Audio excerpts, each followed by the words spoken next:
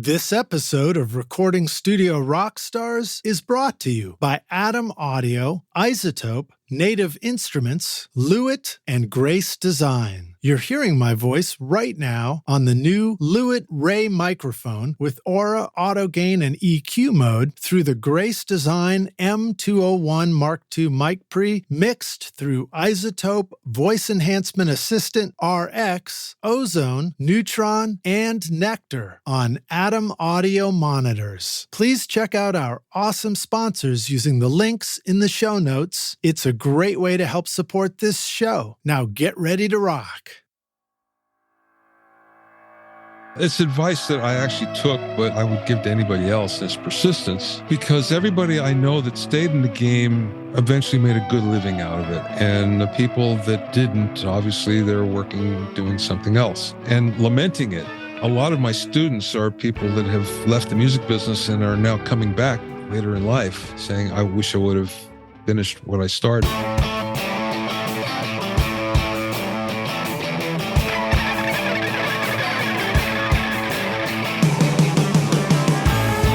Welcome to Recording Studio Rockstars. I'm Lid Shaw, and this is the podcast created to help you become a rock star of the recording studio.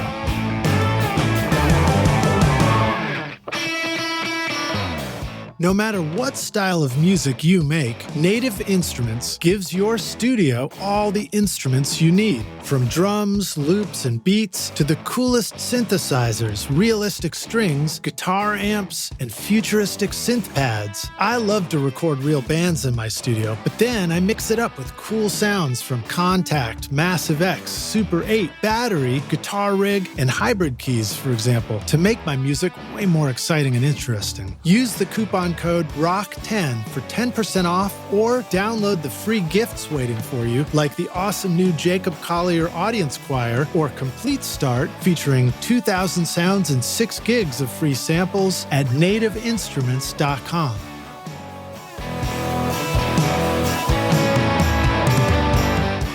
Are you recording your own music or other people's music in your studio, but you're having trouble figuring out how to get your mixes to sound great? Do they sound kind of weak or distant or lack punch and clarity? Well, I've got a gift to help you take your mixes from sounding like basement demos to sounding much closer to professional mixes. And it's my free course called Mix Master Bundle. This course will show you how to get pro-sounding mixes from your home studio with free and stock plugins in Pro Tools. And the best part is that these mixing techniques work for you in any DAW, whether you're on Logic, Cubase, Studio One, Reaper, anything you can think of. If you're ready now to make your best record ever, then go to mixmasterbundle.com to get started for free now, and you can find the clickable link in the show notes of this episode.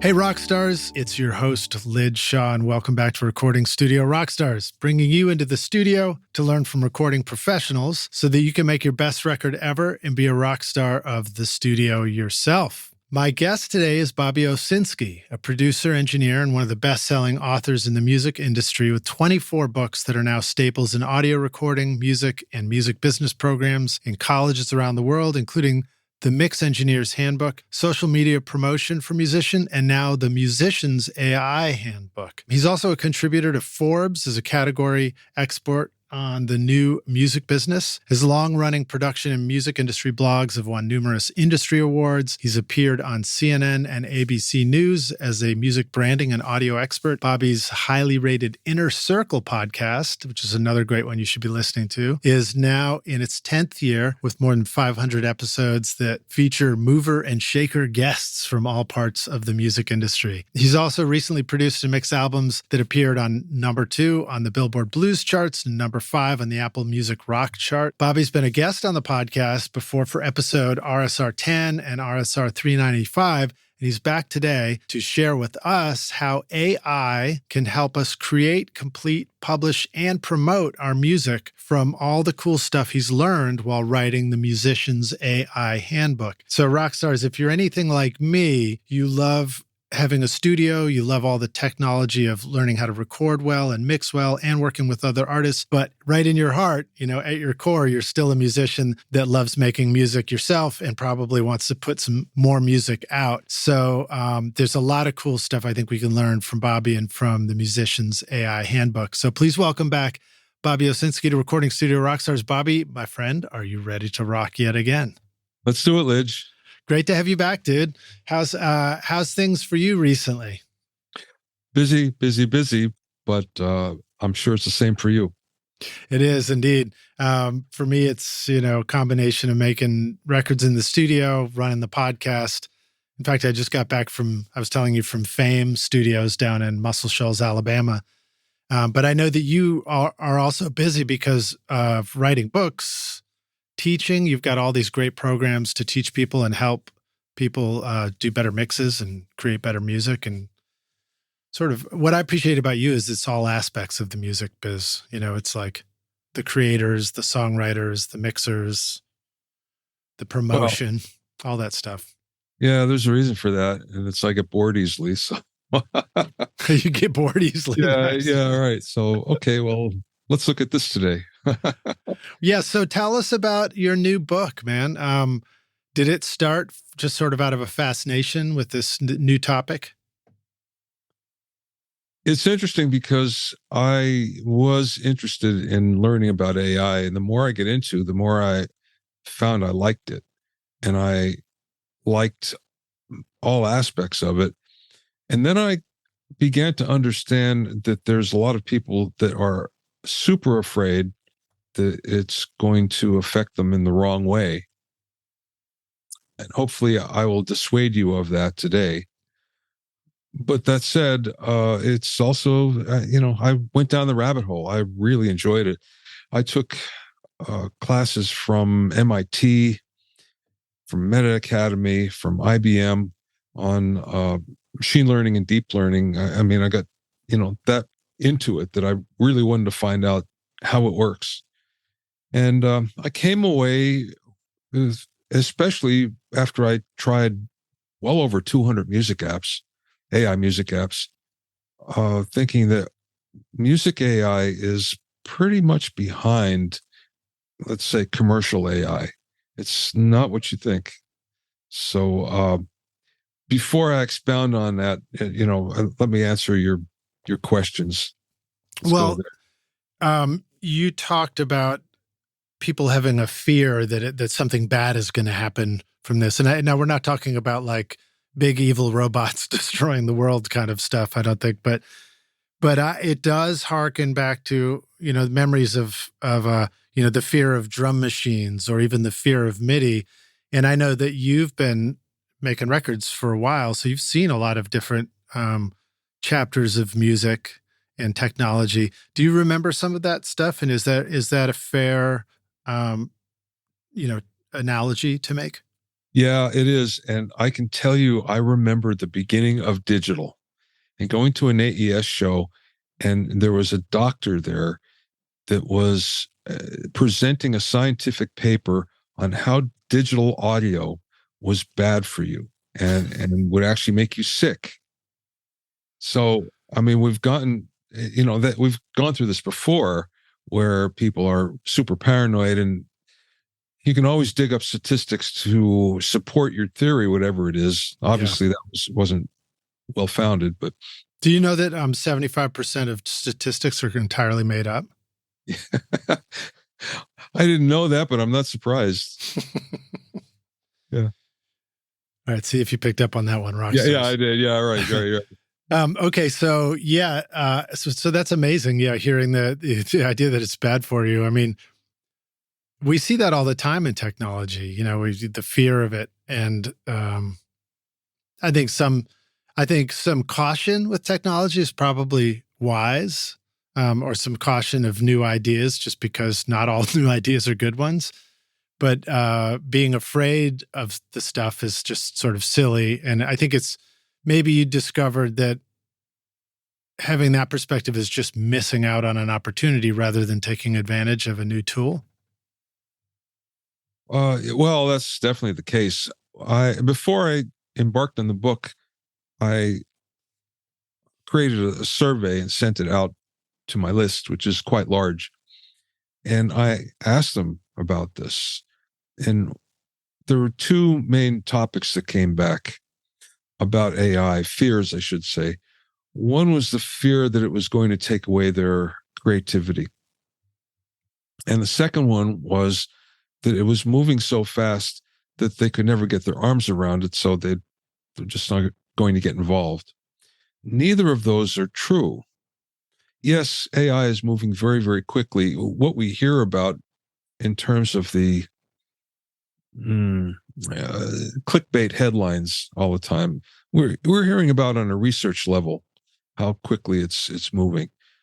But on a practical level, like I said before, AI, especially on the audio end of things, is fairly, it's not nearly as sophisticated as many other aspects of AI, especially when it comes to like plugins. For instance, there's only a few developers that make AI EQs, limiters, compressors. There's not many. There's 3, 4 really. And that's mostly because it costs a lot of money to develop AI, and it costs a lot of money to train and time to train. So most manufacturers, most software developers they don't have the money to be able to do it. Do you remember the birth of Pandora? And how Pandora, the radio player, and how the discussion was around how they were spending all this time and energy getting people to label songs and like identifying and tagging things. It was all this. It's sort of what you described. It was this concept of training something so that it could suggest. That is machine learning. So what happens is that there's a distinction here, and let me just give you a very simple primer on this. Artificial intelligence is just a subset of computer science. But a subset of artificial intelligence is machine learning. So machine learning requires, most of it anyway, it gets more sophisticated as it goes along, but most of it requires that you actually tag things. So if you have pictures of dogs and cats, it really does require somebody to say, this is a dog, cat, cat. So that's what was happening with Pandora. They were labeling it. And it takes a human to do that. The next step, though, in the evolution is to use a neural network. And a neural network is based upon the neurons in our brain. And that becomes very sophisticated to the point where now it can learn on its own to some degree, and you don't have to worry about the labeling so much, and it learns from its mistakes. If we go to the final layer of this, it's called deep learning. And the only difference between deep learning and a standard neural network is the fact that there's a lot of layers involved. So if you have 3 layers, it's a neural network. If you have more than 3, it becomes deep learning. And deep learning becomes very sophisticated, where it can work on multiple problems at the same time. And it can also learn from its mistakes, and it can learn without you having to label. So, it reminds me of the show Silicon Valley, Hot Dog, Not Hot Dog, if any of you watch that one. Yeah. Yeah. So if I say that back to you again, you say the first step is sort of humans tagging things. And I've actually heard people say that the whole CAPTCHA thing that happens with when you're signing in Google, and you have to say you identify pictures of stairs and cars and motorcycles and stuff, that they're actually training it's actually image training in action through that process as well, to make sure, and also simultaneously, ruling out that you're not a robot, you're a person signing in. So people doing stuff, and then the next level is the neural network, which I think, right, which is the if you have You said something about 3 layers. Is that right? Yeah, there's an input layer, there's an output layer, and in between is what they call the hidden layer. And the hidden layer has, the basis of all the neurons. And what'll happen then is it's smarter. That's the best way I can put it. And when you get more of these layers, hidden layers, then it's smarter still because they all interact with one another. All the neurons interact with one another. So if you have a layer that has, 4,000 neurons, and then you put another one, 4,000 neurons, they're interacting, with each other all the way through. Wow. So that it becomes very sophisticated very quickly. Now, and then after that, the next level is the deep learning, which is like that's deep learning. When you have more layers, yeah. Okay, I got you. Okay, great. So this sounds just let's preface this by saying, Rockstars, this sounds pretty deep, techie stuff. So don't be scared off just yet, because we're going to get into the very usable aspect of how this stuff can help you with your music creation and all that. But let me ask. Go ahead. Let me just say one thing first. You're using this already. If you have a phone and you use it to use your face to open it, facial recognition, that's artificial intelligence. If modern day maps, modern day navigation in your car, that's all artificial intelligence. Siri, for instance, on an Apple device, all those things are AI. You've been using it for a while, whether you know it or not. So that's why then usually when people realize that, they go, oh, okay, well, I don't feel as threatened now. Yeah, right. When you get the wireless speaker for your kitchen and you just tell it what music to play next, it's all that stuff in action. Now, what about as you've been learning this stuff, do you think of yourself as somebody who just naturally had a real inclination for the deeper technical aspects of stuff? Or do you think that, is just asking about you, Bobby, are you somebody who was always very techie and therefore really could dive deep into this stuff? Yes, but the beauty of AI is it doesn't require any of that. I mean, I just, told you the dichotomy of the upper layer of how this all works. Yeah. But the fact of the matter is you don't have to know any of it. The AI's primary job is to make things easy for us. And when it comes to audio, it really does, providing you use it in the correct way. And that's where people generally fall down. They don't use it, or they use it incorrectly. And as a result, they don't get the results they want. But if you use it, it will give you some pretty good results. And again, it's one of these things where you don't have to think about it. It just works. Okay. Well, let's set a little context too, just in case the rock stars are sort of trying to picture you in some mad science lab. Can you describe to us a little bit, just give us an overview of your home studio? Maybe that helps us understand where our similarities are to the kind of environment that you're testing this stuff out in as well. It's very unsophisticated as studios go. I'm in probably the worst type of room you could have. It's almost a cube. It's almost square. And that's the worst type of room you can possibly have. But I have all sorts of acoustic absorption in here. So it actually sounds really good. Most sophisticated thing, perhaps, are the speakers. They're Amphions. They're passive, with an Amphion passive, an Amphion amplifier, a Mac Studio.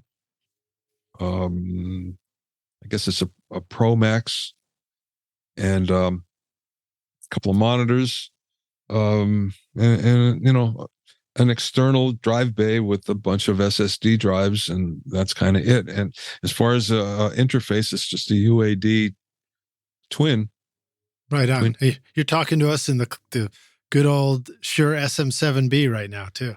Yeah, and the only other thing that's maybe more sophisticated, that I've taken the signal chain up a notch.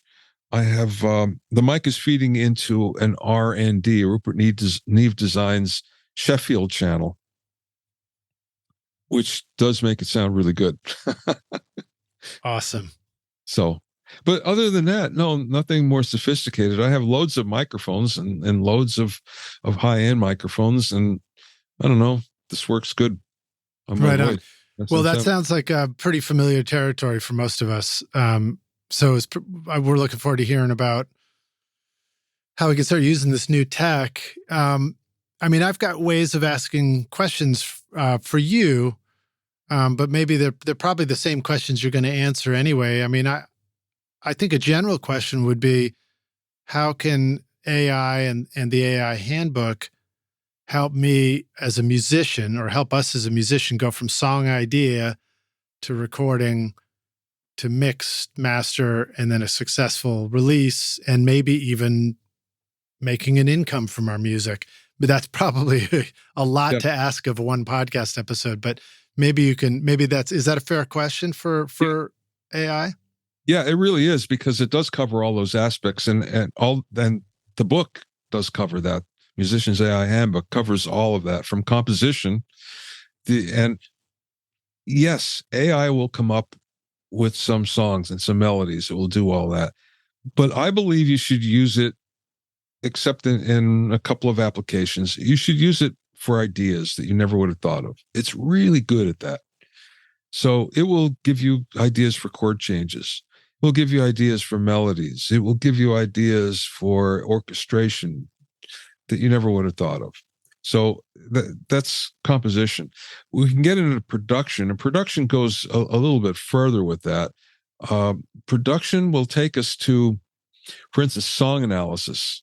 There's a number of song analyzer tools that will do everything from just simple stuff like find a BPM, find a key, which if you're a DJ, that's important. If you're a musician, you don't care, to tell me the genre of this song.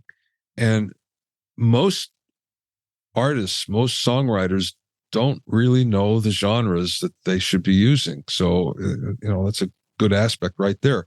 Then we get into the audio aspect. And there's audio tools, AI audio tools for, like I say, all the processing you can think of: equalization, limiting, compression, track separation. It's especially good at track separation. Noise reduction. It's excellent at noise reduction. Then we get into mixing and mastering. It's really good at mastering. It's not good at mixing. As a matter of fact, it could barely do it. So there's no fear for mixers right now, because it's not even in the ballpark. Right on. It forgot to read your mix engineer's handbook, man. That's the problem. Right. I'm afraid somebody might feed it into it. Anyway, then we get into promotion of your music. There's really good AI tools for graphics. There's great AI tools for videos, to do videos that are fairly inexpensive and look really good. And this includes just normal music videos and also lyric videos. And then we get into how do you promote your music? Well, with any of the chatbots you can use, and I suggest you use at least two, you be able to find out things like, what's the best merch that I should buy? What has the most margin? How should I plan my record release party? I have a budget of $500. How should I spend it? What should I do for this release, this upcoming release? Give me a plan, a release plan. I'm planning a tour. Give me the best tour route. I mean, just some things off the top of my head. And these are all easy things, and they don't cost you a lot of money. That's the whole thing. None of these tools cost a lot of money, generally speaking. In 2024, Adam Audio celebrates 25 years of designing industry-leading monitors in Berlin, unveiling the Arctic White A4V and A7V series, available for a limited time. With the XART ribbon tweeter design, customizable speaker voicings, and SonarWorks integration for room correction, these monitors deliver professional-grade sound perfect for Grammy-winning producers and home studios. Make your studio cooler than cool with the Arctic White series and get the Adam Audio A4V and A7V with an extended 5-year warranty at adamaudio.com. That's pretty exciting. Now, if we think about this as a list of, 20 different tools, and I don't want to get too ahead of myself, but if each of them doesn't cost a lot of money, it's sort of like plugins. Eventually, you've got tons of them, and it starts to add up a little bit. Are many of these things stuff that we can dabble in without having to invest much in it to begin with? Almost all of them have a trial. Okay, great. And a lot of them work on, instead of saying, well, it's $19 a month or whatever, there's usually a subscription of some type, and there's multi levels of subscription. Mm-hmm. But a lot of them work on a token level. So it's basically like, okay, for this video, if you want it at this resolution, it will cost you 7 tokens. And each token is $5. It's just like going back to the arcade, dude. Yeah, same thing. Yeah, there you go. There you go. So the one thing that the book does, and I spend a lot of time on this, AI copyright touches on that. And I had meetings with some of the most intelligent, smartest, experienced intellectual property attorneys in the world just to vet this.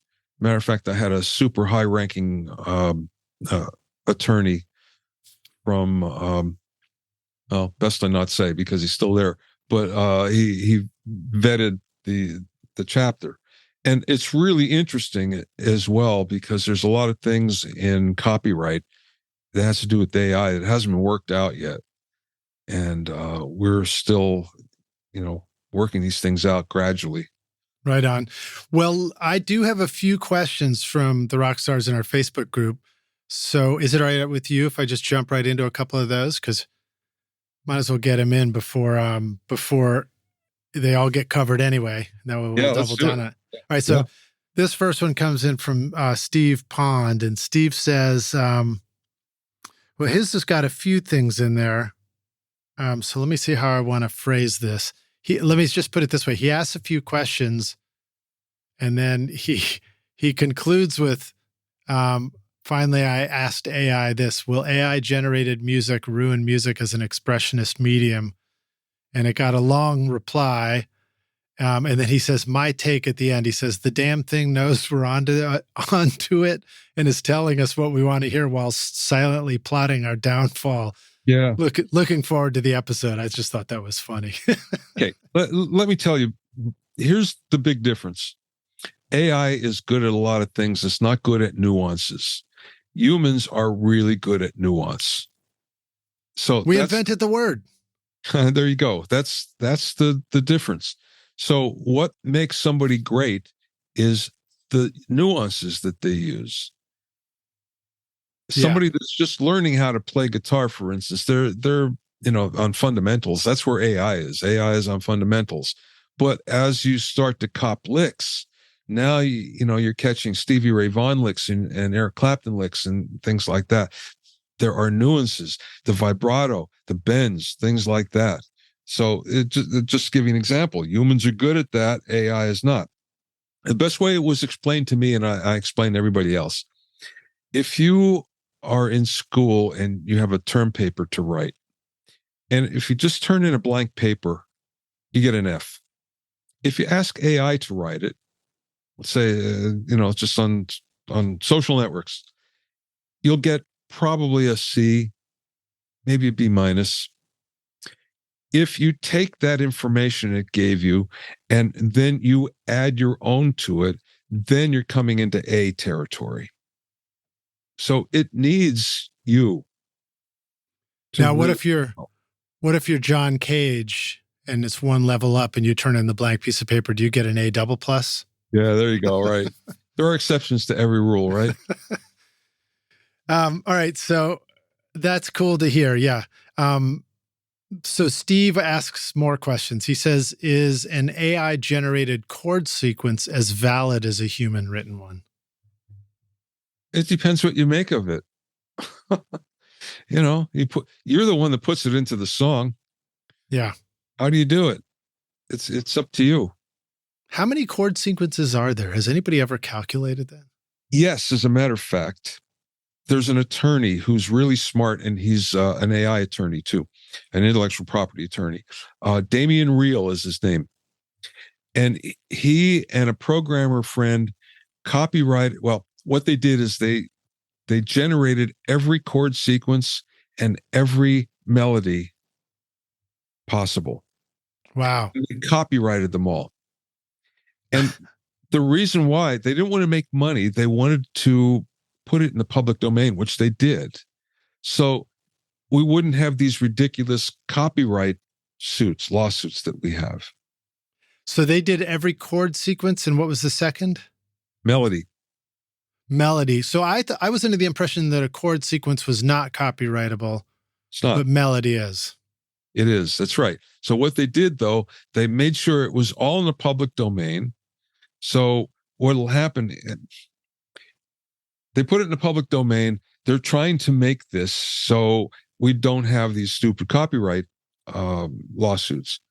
That being said, it hasn't gotten to the point where the Copyright Office has said, yeah, this is valid or not. So we're still waiting for a ruling on that. I can't even fathom the number of melodies they must have had to generate.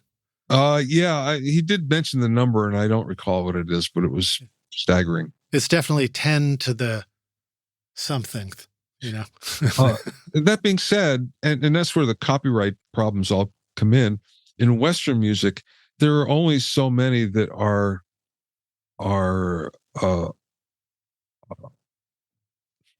that our ear finds appropriate. The Western ear finds appropriate. There's only so many, and so many chord changes. There are many chord changes that we just don't find work. So that's why most songs pretty much sound the same. I need to stop using those wrong chords. That's my problem. Okay. Yeah, those major seconds, right? Yeah. Major seconds they're pretty cool. They work. What am I thinking of? I don't know. I can't think of a song that fast. Yeah, right. Well, major seconds. So Tired of Waiting by the Kinks. Isn't that major seconds? Down, down, down, down, down. Somebody jump in, rock stars. That's a minor third. It's going to. Is it? All right. Oh, dang it. Yeah. All right. Well, let's move on to the next thing. I'll turn to AI to help me sort that out later. Yeah. Yeah. Right. Do you have more to say on the chord issue, or shall I jump to the next question? Well, one thing that, let's just stay in copyright for a second. The Copyright Board has ruled that a 100% AI-driven, AI-generated melody, song, whatever it is, art piece cannot be copyrighted. Oh, interesting. It needs a human. Now, they didn't say how much of the human, but it needs a human. Okay, so I will jump ahead to this question from Brian Murphy, which is still on the copyright issue. He says, what about legal matters? Like if the AI writes a song or passage too similar to a copywritten song, how can a musician protect themselves? And can BMI, ASCAP, and others track such infringements? As far as I know, they can't track it until you publish it. So you'd have to publish it. Okay. Supposedly there's guardrails on most of the melody and song generator AIs. That if you say, write a song like Elton John, it will say, sorry, I can't do that. Because if it does, then what'll happen, it will, you'll have that problem. You're like, you're So no better, AI, you're no better than my buddy who I asked to write the song too. He said the same damn thing.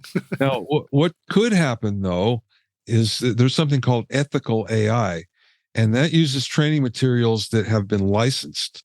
So conceivably, Boomy or Loudly or one of those, Ava could go to Elton John and say, "We will give you 50 million bucks plus percentage."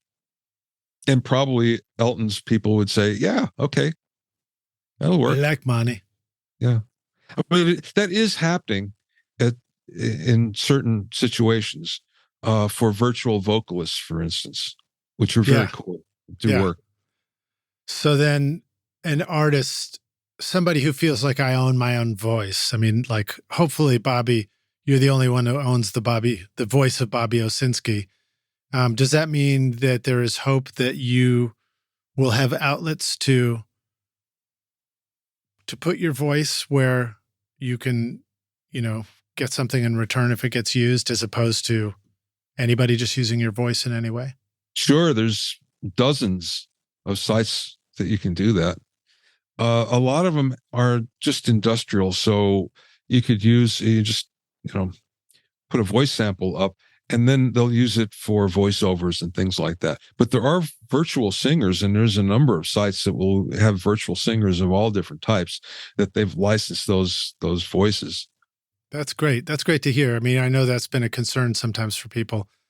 So it's cool to hear that rather than being a threat, it could be a new opportunity. Yeah. Okay, so let's see. Here's another one let me go to this one from Ian Shepard. So Ian asks, does Bobby think AI will reach the point where it can understand and react to the emotion in music? Not that I've seen so far.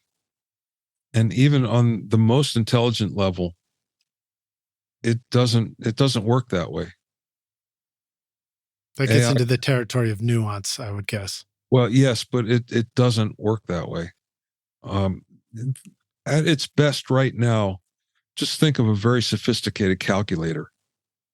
And the easiest way to think of it is, if you have ChatGPT or something like that, all it's doing is if you say, write me a song like Bob Dylan.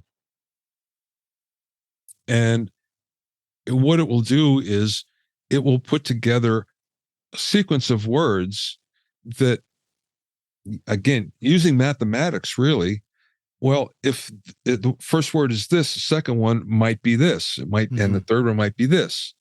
So then if you ask it to regenerate, it will come up with a whole new sequence, but it's like, well, okay, the second word again could be this.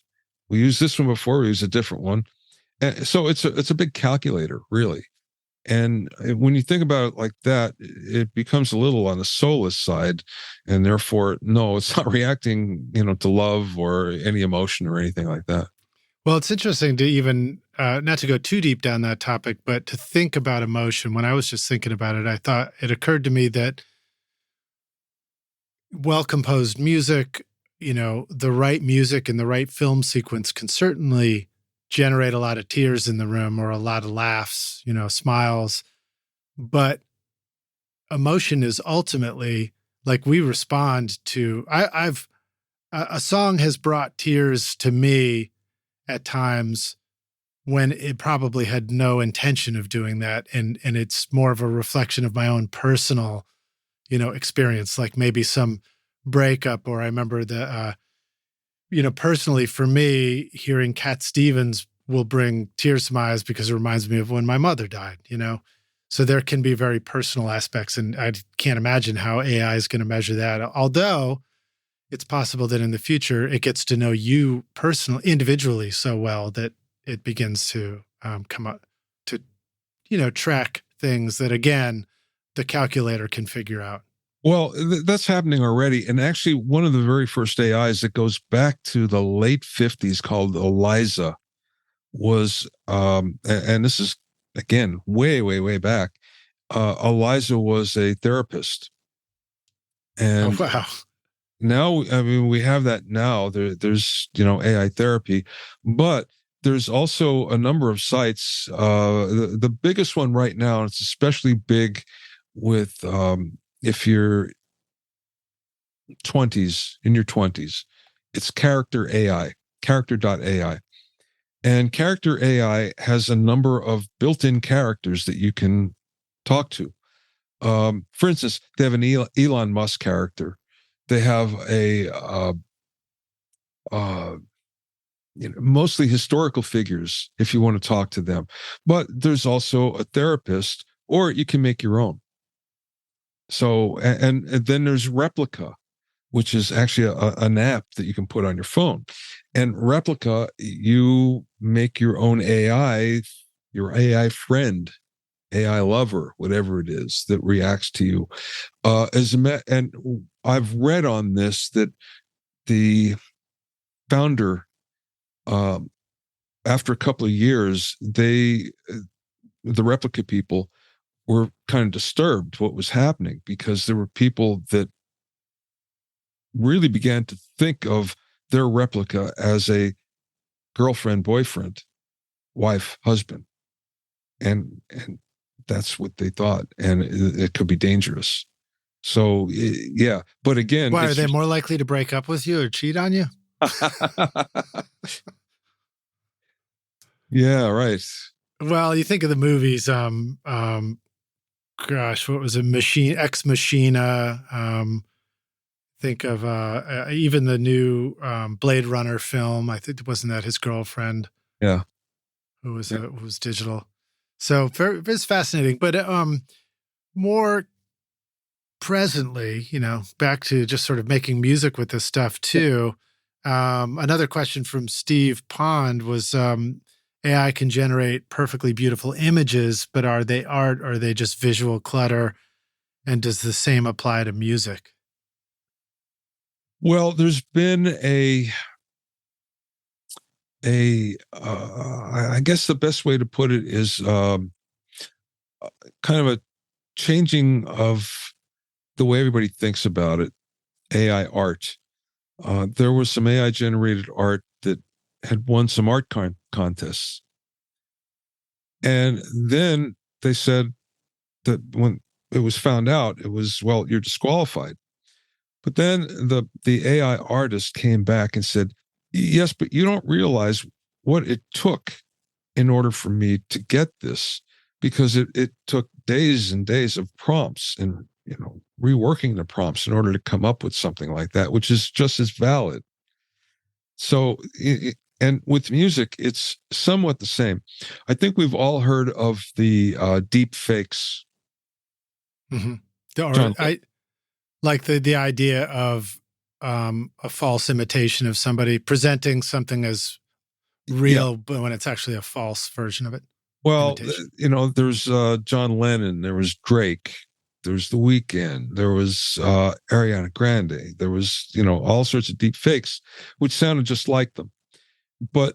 And what everybody thought was, oh, I can go to one of these AI generators, song generators. Again, there are a number of them: AIVA, Loudly, Boomy are the big ones. And I can just put in, make me a Drake song, and it will come out and it'll sound just like Drake, and it'll be great. And I can upload it. But that's not what happens. All of these deep fakes are not like that. They actually take a lot of work, and they're programmed up just like any song is. So in other words, it's somebody that's slaving over their samples, their virtual instruments, they're playing, they're making this bed track, and then they're taking the vocal and they're using one of these vocal cloners to clone any of those people and put it on top. That's what those deep fakes are. So it's not what you think. There's a lot more going into it. When you go, and again, I've played a lot with, these generators, song generators. And there's lots of limitations. They can do some things you go, wow, that sounds really good, especially on the orchestral side. But they're very limited in the amount of time. They usually can only do one motif. So if they'll give you a verse, and the chorus will be almost the same at different instruments in and out. I mean, there's a lot of modern music that's like that too. They never think of things like a bridge intro, outro. So there's the downside, that they can get you a little bit that's really good and maybe impressive. And then it still might take you 20 tries, 30 tries, 50 tries to get it to where you want. There's been some data bots these people make custom AI music generators for artists and musicians that want to duplicate themselves. And they claim that less than 10% of AI generated music is usable. Hey, rock stars. Yeah, you. I've got a secret to tell you. Want to know how I get a consistent sound mixing over 1,000 hours of recording studio rock stars? Well, my secret is using iZotope, RX, Ozone, Neutron, Voice Enhancement Assistant, and Nectar to make every episode of this podcast sound great. Right now, you're hearing RX Breath Control, D-Click, D-Clip, DS, D-Plosive, Voice D-Noise, Ozone Multiband Compression, Neutron EQ, VEA, and Limiting, all from iZotope. Use the secret code ROCK10 to get 10% off or pick up the new Trash Light along with many of the other free cool plugins over at iZotope.com. Do you think with the art contest, do you think those judges would have accepted submissions from Bob Ross and Thomas Kincaid, or they would have turned them away as well? Yeah, well, good question. Yeah, well, I mean, I think about the methodical process of creating even as a human. I mean, it's part of what we do as well, but still there's that that element that seems to make it work. And it's funny to hear you talking about this idea that like, oh, now you can just go crank out, go put stuff into an AI thing and it's going to just kick out a hit song.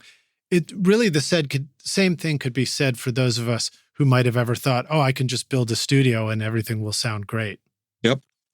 Yeah, it's a good analogy. People think that there are things that are easy, and usually nothing is that easy that you can, just do it in a flash. So, we're going through this where there's a big deception that happens, and it's mostly because, and I always caution people about this, don't believe the hype. There's a lot of clickbait, especially in the headlines. Many people just read the headlines and think, well, that's what's happening now. And in fact, if you read the article, some of it might not even pertain to what the headline is. The headline's just trying to get you to click. So, again, don't, and this probably everything in the world is like this now. So don't just read headlines, go a little bit deeper for the real message. Let me jump to this question. This one just popped into my head. What for you, Bobby, has been the most remarkable moment where you used AI and you were able to create something that you were really amazed by? The initial survey that I talked about, that I sent out to my follower list, that was done mostly by AI. Awesome. And what I did is I described my avatar meaning the average follower, mm-hmm. and what I was trying to get out of it. And prompt engineering is a real thing, and you have to do that the right way. Yeah. But it gave me a pretty good survey. Now I tweaked it for sure, but it was pretty good.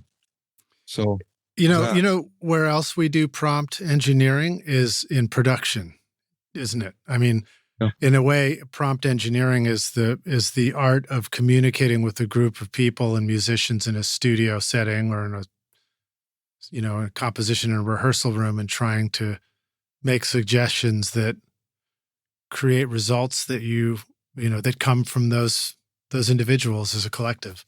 Yeah. The other place I used it that it worked really well is writing my book, but not for what you think. I did try and said, I write, chapter 2 about copyright, and it was crap. It was just awful. So I did it myself and then went back and said, okay, check this for grammar and any mistakes. And if something can be made clearer, then please do that. And some of it was good and some of it wasn't, but all of the editorial mistakes that you might have, the grammars and the grammar things and all, but fixed all those. Yeah. So that was good. Yeah, it's funny. I mean, we've had spell check for ages, and most of us get pissed off at it. Yeah, when it switches out the words, or when you hit send on a text and you're like, "Oh my God, I can't believe I just sent that message to my girlfriend." You know, that's not at all what I said. Or Grammarly is one that I've had for a long time, and these are really all AI tools, and I think it's a reminder that sometimes just the fact that it's become a hot topic of headlines makes us think it's all brand new, but it's what it is. It's the same thing in music as when people say like every overnight sensation was 10 years in the making. Yeah. Right. All right. So here's another one from Steve. He says, and as AI, I love the fact that people's questions generally, like, they want to ask questions that are sort of philosophical and asked you, Bobby, to predict the future, but so be it, So he says, is AI an artistic distillation of human endeavor, or is it a collage of nothing? It's a tool. You use it as you would any other tool. It's as simple as that. You're an artist. It requires you to be there. It doesn't create without you. It's just your tool in any of these applications. Awesome. All right, go ahead. I want to go one other place here, because we've been talking about a lot of things, and audio is what your listeners really want here. So yeah, let me just describe how it could be useful with some tools by Sonable, Isotope, Focusrite. Usually what will happen is, let's say we want to EQ something. You have a guitar. Okay, you put this AI EQ on, and then all you have to do, you hit a learn button, and you play 8 seconds of it. And that's it. And it spits out your settings. And it does this on the basis of it's learned from a long, long list of good sounding electric guitars or acoustic guitars, whatever it might be. So it knows what that's supposed to be. The same thing happens with limiting, with compression, any of those things. It's very simple. So if you're just starting, or if you want to do something quickly, it does a great job. Here's the downside, and any real mixer knows this. If you solo a mix element up and you make it sound great on its own, then put it into the track, it usually won't work. It won't fit. It's how something sounds in the track that's really important. AI has not figured this out yet. So nuance. Yes. But on the other hand, if you want to go through, if you're just starting and this confuses you, it will do a gangbuster job of getting you in the ballpark. I just love the fact that you just used the word gangbuster. I like to give shout outs every time somebody uses a new phrase on the podcast. Oh, there we go. Yeah. So let me rewind a little bit, and let me help clarify by saying some things back. You said you put in something that you're working on, like your acoustic guitar track, and you say learn. But you also said AI learns what the other acoustic guitars are. So the first learn is you're asking it to learn what your acoustic is, so that it knows, well, here's what your acoustic sounds like now, right? And then the other moment you said the word learn means prior to this moment, the AI tool like Isotope, Ozone, or Neutron, for example, has gone out and learned examples of lots of other great sounding acoustic guitars and created benchmarks to say, your guitar is, this much different from the benchmark of these, any one of these other guitars, or an amalgam of an average of all the guitars that sound great. That actually even saying that out loud is a very interesting way to think of it. It's like you are, in a way, you're kind of measuring yourself against an average of the greats. Yeah. Well, it's trained on all these other guitars. See, this is where the training comes in. Yeah. The AI it doesn't just do this out of thin air. It has to be trained. Yeah. So if the training is bad, let's just say it's trained on just a bunch of electric guitars that don't particularly sound good and they're just random, then, what it's going to give you isn't going to be that great. But we have to hope that the training is at a high level. Yeah. So if you have bad trainers, then everybody gets eaten by the dinosaurs at Jurassic Park. Yeah, there you go.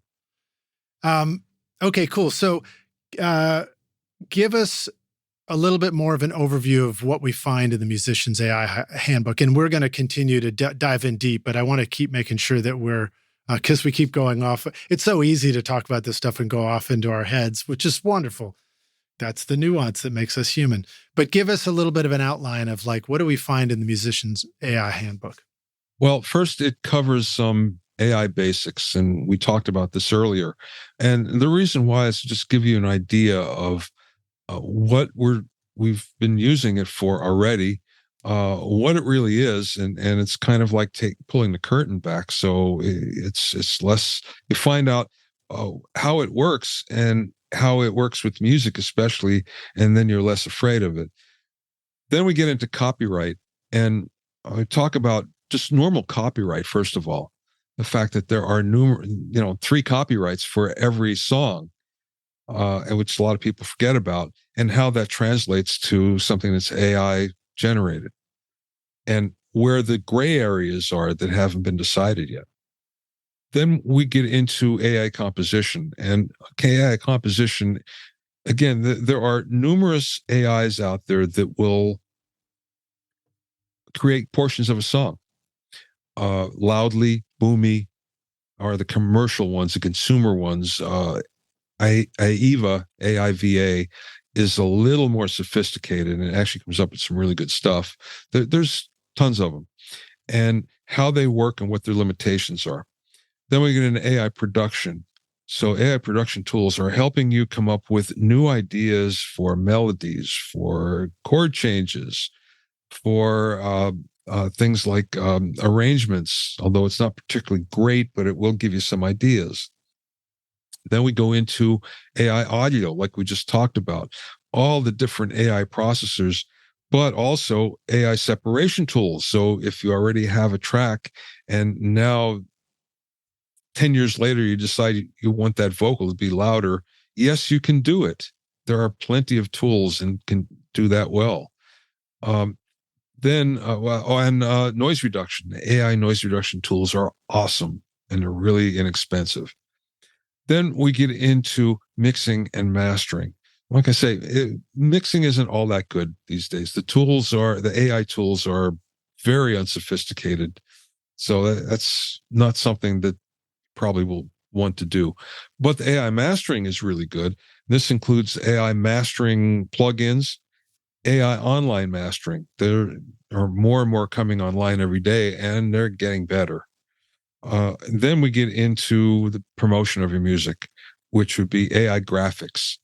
The various AI graphic tools, how to use them to come up with what you want, and also what the limitations are, because there are severe limitations sometimes. And if you know what to look for, you can see immediately.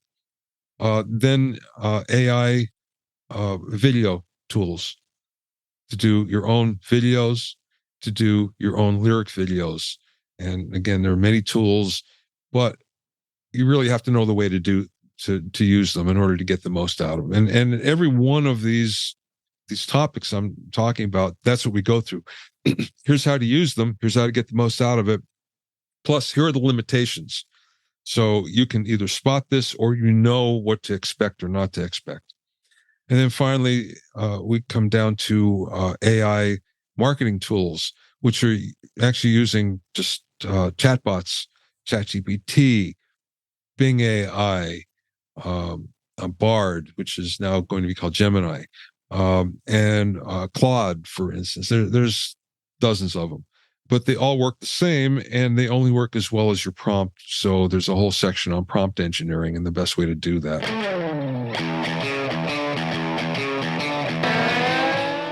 What do songwriters, music producers, DJs, EDM, TV, and film composers all have in common with you and me? We all crave captivating sounds that elevate our music to the next level. That's why Native Instruments is your ultimate creative companion, offering a vast library of sounds for your studio. Whether you're crafting hip-hop beats, indie pop melodies, classic rock anthems, serene meditation tracks, pulsating dance floor hits, or intricate orchestral compositions, Native Instruments' complete bundle has you covered. From drums, loops, and beats to dynamic synths, lifelike strings, and vintage instruments like electric bass, guitars, and keys, the possibilities are endless. Use the coupon code ROCK10 for 10% off, or download the free gifts waiting for you, like the awesome new Jacob Collier Audience Choir and Complete Start featuring 2,000 sounds and 6 gigs of samples over at nativeinstruments.com. In 2024, Adam Audio will celebrate 25 years of researching, developing, and manufacturing industry-leading monitoring solutions in Berlin. To mark this milestone, our friends at Adam Audio are unveiling a very special limited edition series of monitors that will look gorgeous in your studio and sound as awesome as your music. Introducing the Arctic White A4V and A7V series, available for a limited time to pro and home studio owners like yourself. The clean, glossy white finish exudes a decadent feel and will stand out in any studio or in-home audio system. Featuring the XART accelerated ribbon tweeter design and customizable speaker voicings, the Arctic White A4V and A7V have the full specifications of the original design. Plus, with SonarWorks integration for automated room correction, you can fine-tune your monitors to your control room's acoustics. Plus, with SonarWorks integration for automated room correction, you can fine-tune your monitors to your control room's acoustics. Adam Audio's commitment to delivering professional-grade, high-fidelity sound to studios worldwide has made these monitors a perfect fit for Grammy-winning producers in both pro and home studios for a quarter of a century. Now you can bring that beautiful high-fidelity sound to your own productions and make your studio look as amazing as your music. Don't miss out on the new limited edition Arctic White A4V and A7V monitors, available for a short time with an extended 5-year warranty at adamaudio.com. Howdy, Rockstars. We're back now for the second half of the show, aka the jam session, aka I should probably ask AI what to call it from now on. My guest today is Bobby Owsinski, joining us here on Recording Studio. Rockstars, Bobby, you ready to rock? Jam. Sorry, jam, I'm supposed to say. I can't even keep track of my own show. All right, so if it's all right with you, let me jump to the beginning of a process and maybe, in the interest of time, give us just a little bit of an insight into each of these things, like a tool or what it means. So the first part of the question would be accelerating our music creation process.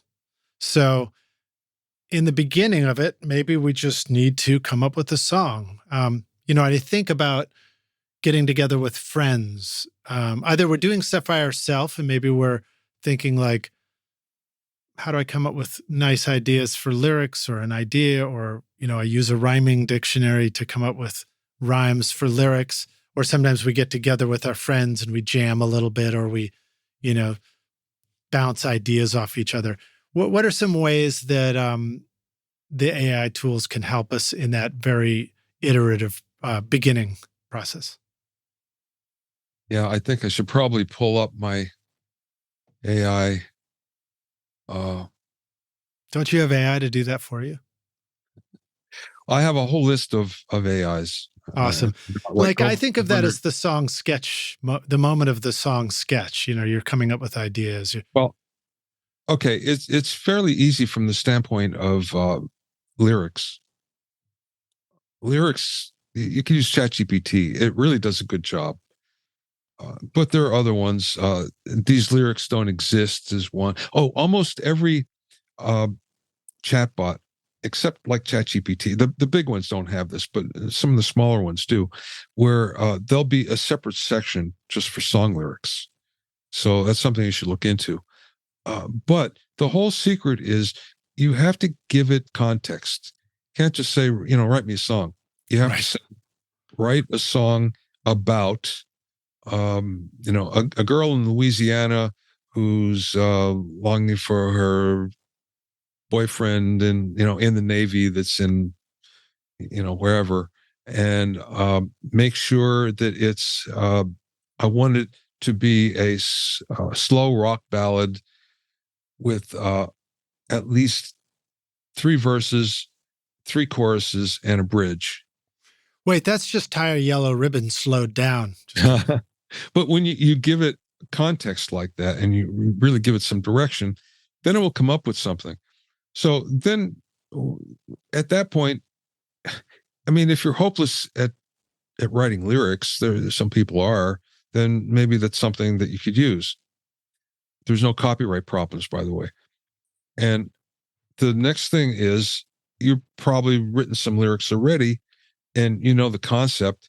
You may just be stuck and you need an idea or just even a word sometimes or a phrase. So you go through this and you look at what it wrote, and chances are you're going to come up with something and go, oh, that's great. I wish I would have thought of that. Or I didn't have to. Then, ChatGPT thought of it. Now, can I interject something? Because rock stars might be thinking this. If I've already written most of lyrics or a batch of lyrics for a song, are people sometimes afraid of pasting in their lyrics to the chatbot to ask it for more ideas because they're afraid that it's going to steal their song or something like that? No, it won't do that. But that's another way to do it. You could upload your lyrics and then say, one of the most powerful things with the chatbot is to have it assume a character. So you can say, assume that you're a songwriting expert and you're looking at my lyrics. What would you suggest I change? Or you can say, you are my songwriting mentor. What do you read my lyrics and make any suggestions? So you can approach it different ways and they're all valid. Now, in the same way that you could, check out as a guest versus logging in and it remembers who you are, can you use these chatbots like that where it remembers your last conversation, or you can say, be my buddy Chris again, who I always love to write songs with. Sorry, Chris, I'm not going to replace you with the chatbot just yet. There's 2 ways to do it. If you're paying the $20 a month for ChatGPT, and most of them are, you pay a subscription, then they do remember everything. But okay, cool. Now they also have, I forget what they call it because they all call it something different. But there's a section in the settings where you can just put that in. Imagine you're Chris, imagine you're my songwriting partner, Chris, and blah, blah, blah, blah, blah. So it always resorts to that. It always, starts there first. Oh, you can have like pre-saved prompts or something. Yeah. Like that. Yes. Okay. The words. All right. And again, apologies. We don't have to get too deep into the weeds on this stuff, but I think this describing it a little bit really helps us just kind of have these ahas as we listen to it and realize that this is, go get the book and I want to read all about this stuff and go try it, Okay. So you can have it help you find lyrical things.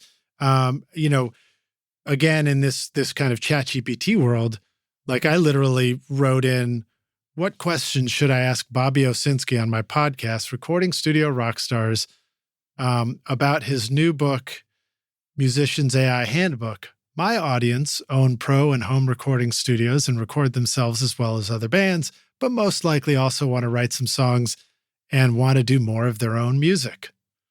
And then it spit out, 10 pretty great questions to start with. Did it know who I was? Let me see if it said something that implies that it really knew who you were. It didn't say anything about you specifically, so I think it played it safe and then just said, what inspired you to write the Musician's AI Handbook? Now, I could have said, you're right. I could have prompted it with more information about you or copied your bio, or even, I don't know if I could have put a link to your website in there and said, Bobby Owsinski, found at this link, kind of thing. Yes, you could have. It depends on the version. One of the downsides of ChatGPT, the free version, ChatGPT 3.5, is that its training stops September 2021, and it also doesn't reach out to the internet. But now, when you pay the $20 a month, it will look out at the internet, and also Bing AI and Bard, those look at the internet. So you could have put my name in, and it would have come up with something. Okay, cool. That being said, for my AI production course, I did that as an example. I put myself in and I said, find out everything about Bobby Owsinski. And it hallucinated. It came out with some things that were not true. So one of the things it said, for instance, was that I was the chairman of the Vinyl Record Association, which wow. I'm a member. But where it got that from was I did have the person on my podcast. So it just so it conflated those things. Yeah. It also said that I teach at USC, and I don't do that. I've lectured there a few times, but it probably got that from my bio. So again, there are things that you have to be careful of, because it's not always going to give you the right answer. It will give you get in the ballpark. Yeah, I've seen that happen. I actually tried to ask it to explain how I could set up routing in Pro Tools to create the, is it the Dan Dugan auto mixer? Oh, yeah. And it wasn't even close. It was like, you can do these things. I was like, Pro Tools doesn't do those things. But so that's just a good reminder that we have to, once again, without the human element, you have to vet it and make sure that it's getting the stuff right. That's a great way to put it. Yeah, vet it. Okay, cool. So then, and I think another thing to think about in lyric is if you were co-writing with a human and they say something and you're like, oh, that's pretty good. The co-write doesn't end there. You take that and now you bounce it back to them, and maybe they bounce it back to you. And is that something we can do with the AI too? Like we can have a back and forth conversation and keep working on an idea? Well, that's the best way to use it, actually, because what will happen is you'll get an answer, and the first thing you should do is always regenerate it. There's a regenerate button on all of them, so it'll give you a second version of it or a third. I don't believe in going too much more than 3, because then it just gets different. Doesn't necessarily get better. But at that point, then you can say to yourself, this isn't exactly what I'm looking for. Let me go back and revisit the prompt. So you go back and you change the prompt a little bit, and then try it again, and it remembers where it was from. So you're not starting from the beginning. And you can even say, now, considering what you wrote above, now let's try it like this, or let me add this extra information. You can tell it that, and it will do it.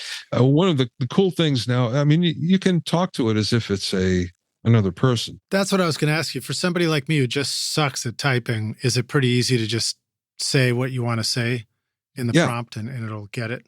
Yeah. As a matter of fact, it's very, very good at that. And also, it's really good at spitting it out like that, too.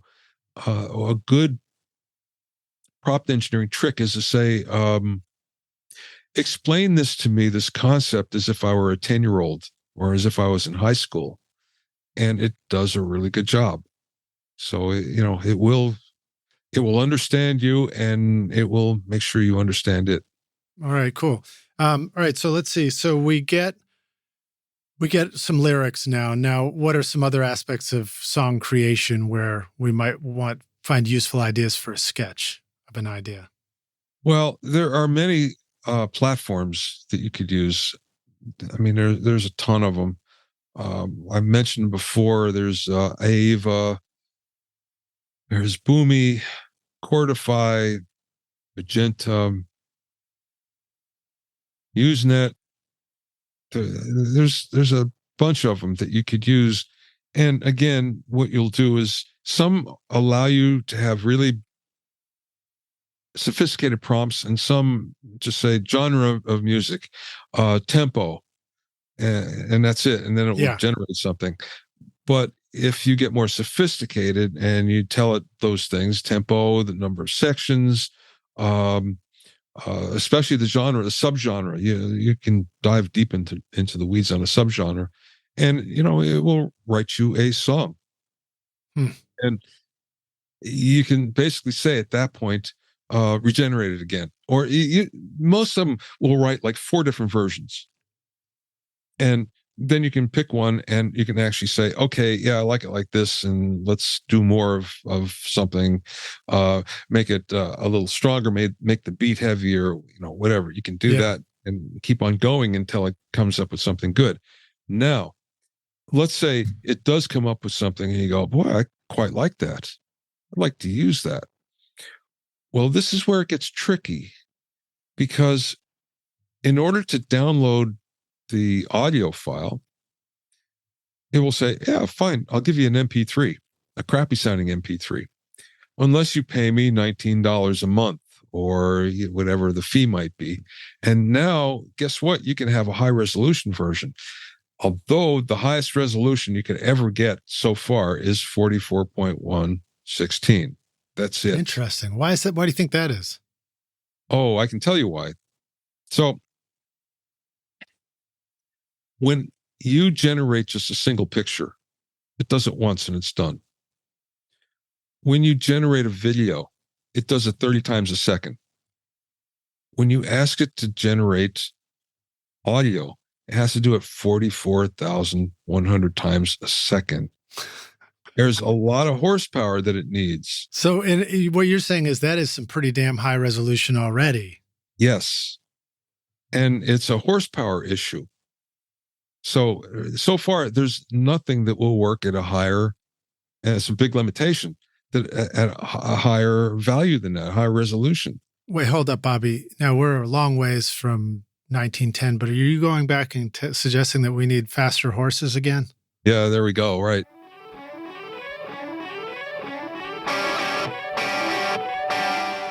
I am super impressed with iZotope Ozone. I've been mastering many of my records recently, and Ozone makes it so easy to get a fantastic sound. The built-in mastering assistant helps by measuring the mix and suggesting all the settings needed for a professionally mastered result based on the genre and EQ curve of your choice. You can even reference a specific song if you want. Using simple yet sophisticated modules like clarity, impact, low-end focus, stabilizer, imager, exciter, and spectral shaping, along with powerful dynamic EQ, compression, and limiting, you simply adjust the settings to your own taste and it sounds incredible. And the magic of master rebalance means that you can reach into your mix at the mastering stage and manipulate the vocal, bass, and drums. Amazing. My bandmates are pretty demanding of my mixes, but now when I send off the masters for approval, the band absolutely loves the way our records sound thanks to iZotope and Ozone. Use the code ROCK10 to get 10% off Ozone or other tools like RX and Voice Enhancement Assistant, or grab any of the cool free plugins like the new Trash Light over at iZotope.com.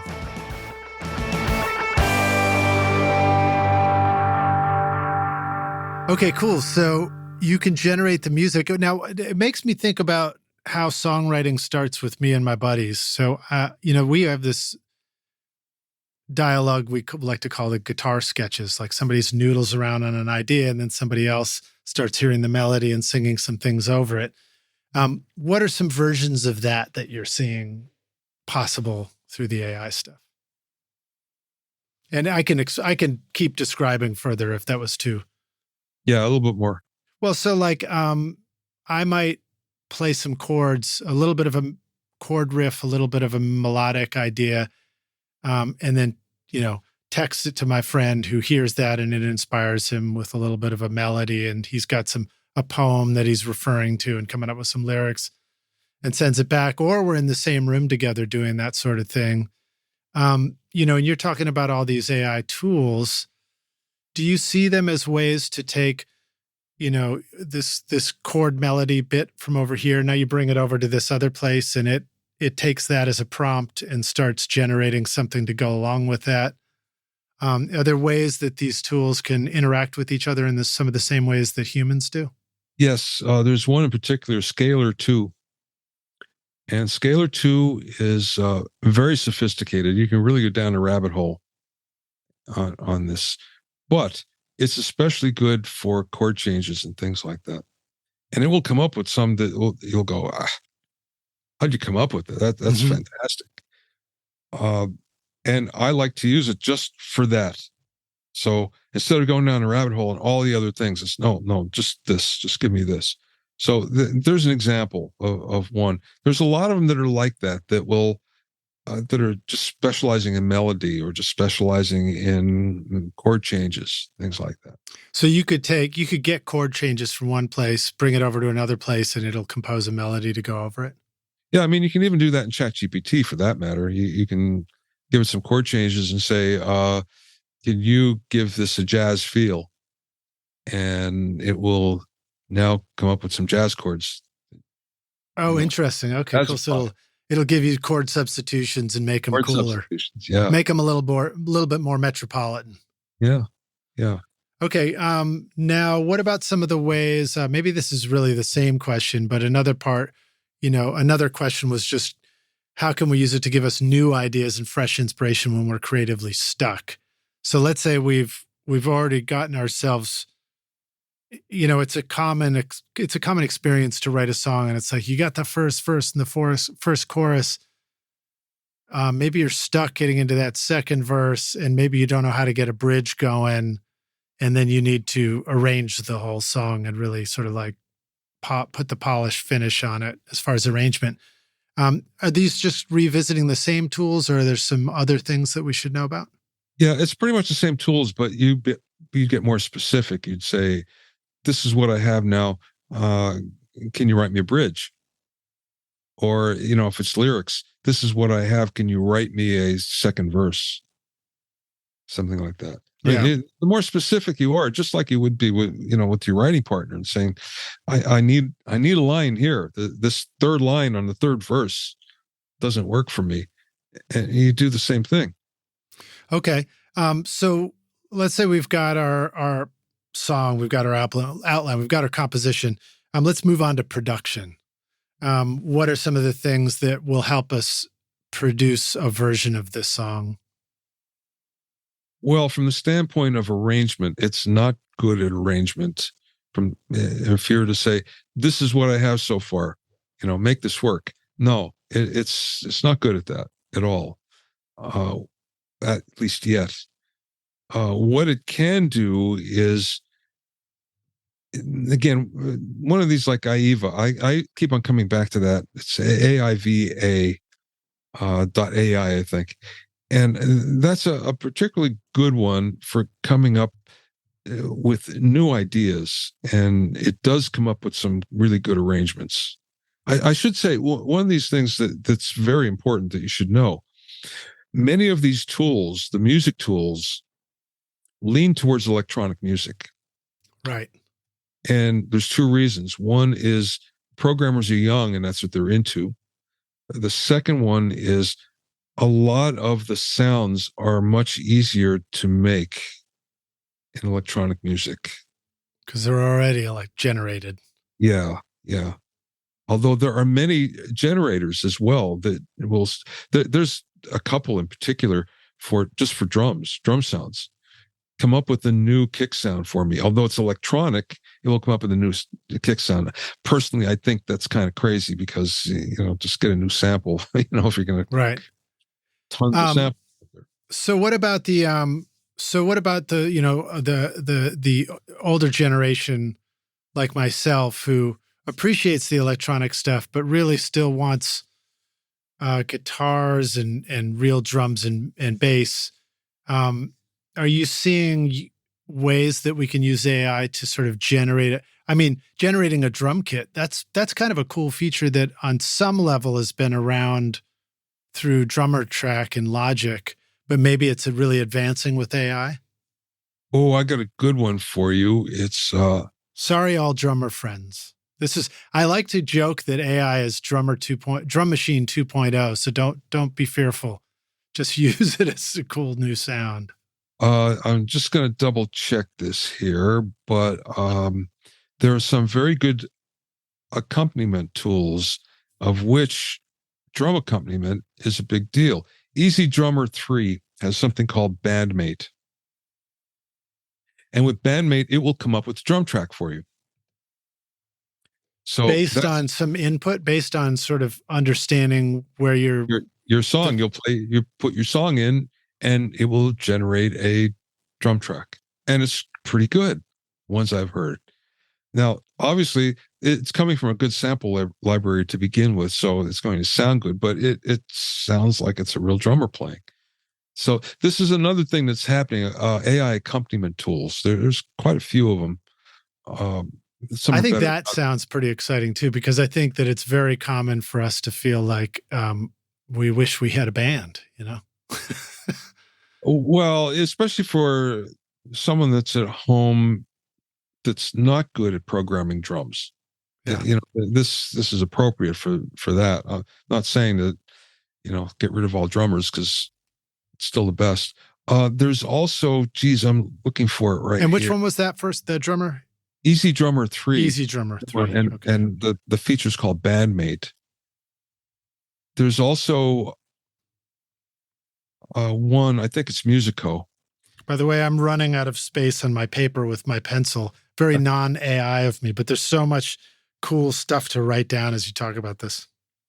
There's actually an AI that will accompany you if you're out playing. So if you're doing a solo act, it will accompany you as if it's a real player or a real bunch of players. Wow. It's an iPhone app.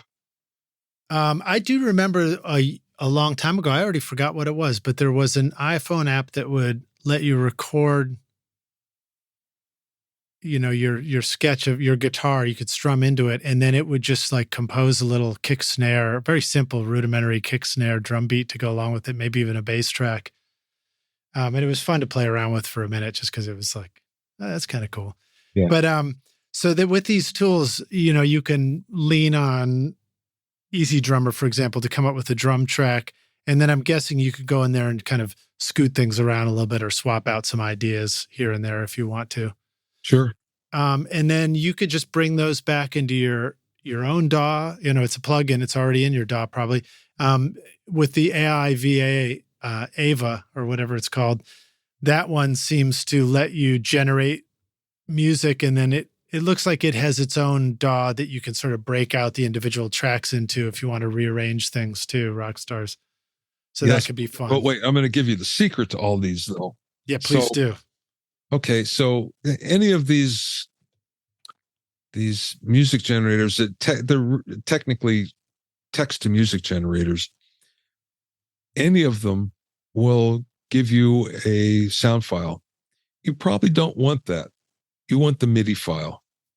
Download the MIDI file and then put that, upload into your DAW. Then you can change out the virtual instruments on it. You can, make any changes that you need. It's just, a whole lot easier. So it's better in terms of composition. Yeah. But there's also one other advantage to that. Remember before I said there are 3 different copyrights for every song. One is the sound recording. Of course, that's what we listen to. One is the publishing, and one is the synchronization rights. So we're not going to talk about sync now because it's not going to picture. But the publishing is important. That is never mentioned on any of these. Publish.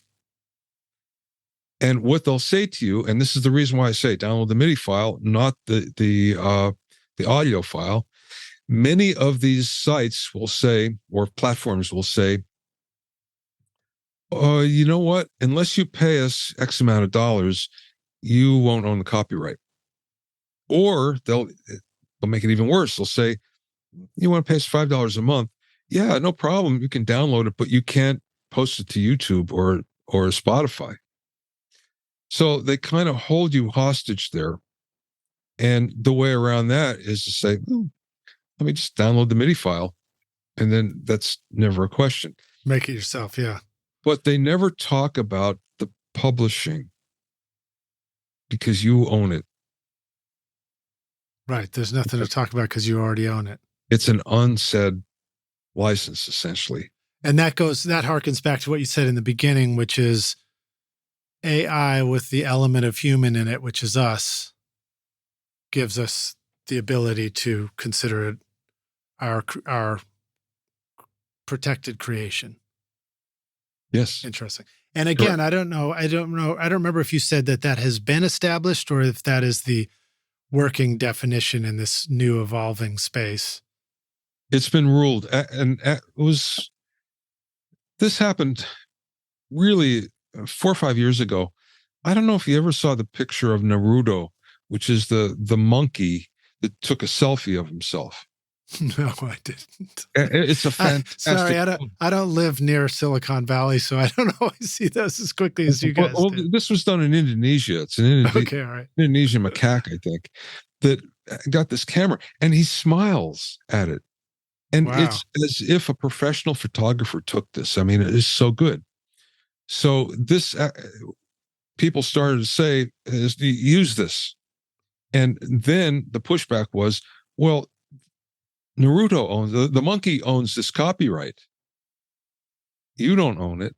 Well, the copyright board then came back and said, no. You have to be a human in order to own the copyright, which comes down to AI is not a human, so it can't own the copyright. Wow. Well, lucky us. Yeah, right. We're probably the only ones who ever sat around thinking about copyright anyway, so that's probably a good thing. Once again, we invented the word. All right, so let's move on to, we've gotten into composition and production. So production would be accompaniment tools. It would be sounds, wise advice to download the MIDI file, because then we can import it. And we already own that Native Instruments Mega Complete bundle. So might as well put all those amazing sounds to use in our DAW. Plus, we're here because we like using stuff like a DAW. That's why we're recording Studio Rockstars. There's a couple other things in this category. Yeah. There's also voice cloners and virtual vocalists. Oh, that's cool. Let's hear about that. And we hear about, making the imitation Drake, but if it's all right with you, let's move on from that and let's get more personal with this. Yeah. A virtual vocalist, you could sing something yourself, and let's say you're a marginal singer or not good at all, you can sing it and then have the virtual vocalist sing it and it'll be perfect. And of course, it'll be in a voice that sounds really good. I have a client who came to me wanting to do that very thing. He wanted to just have the idea, but have a different singer come in and sing it. And this sounds like the perfect tool for that. Yeah. There's numerous places you can go for this. Wait, I'm going to get you a couple.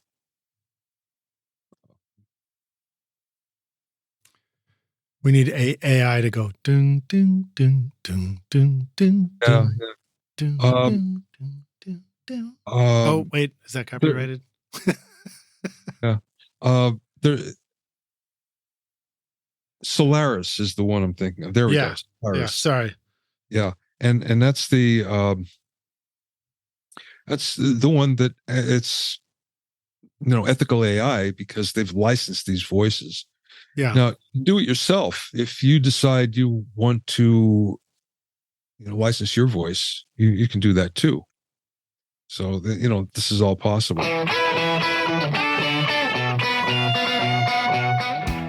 Do you ever feel like the time that you've spent watching YouTube videos, trying out mix tricks, and tweaking version after version of your mixes has gotten you nowhere? Have you been looking for a simple, straightforward, step-by-step process for creating a pro mix that won't take you years to learn? What if you could have a Grammy-winning mix engineer who understood all your mixing struggles and could coach you through them? If you struggle with any of these questions, then the Ultimate Mixing Masterclass is just for you. Now you can discover the proven step-by-step mix system from Grammy-winning mixer Craig Alvin for consistently creating a pro-quality mix from your home studio that will sound amazing everywhere. Listen to this quote from one of our students, David, quote, "Absolutely the most informative and helpful block of information and mentoring on the mix process that I've ever been a part of. That was like sitting behind a mix engineer for years, watching and picking up tips along the way, but condensed into a 6 to 7 hour session," close quote. Look, I'm so confident that this will take your mixes to the next level that if you can't get a killer mix within 30 days, I'll give you a full refund, no questions asked. So if you're ready to take your mixes to Grammy-winning quality, then go to ultimatemixingmasterclass.com and start now by checking out the free preview of the ultimate snare mixing trick. And I'll see you at the front row table of the Grammys. Cheers.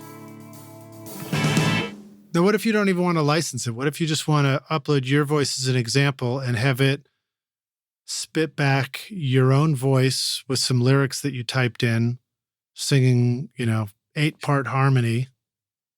Yeah, Holly Herndon did that.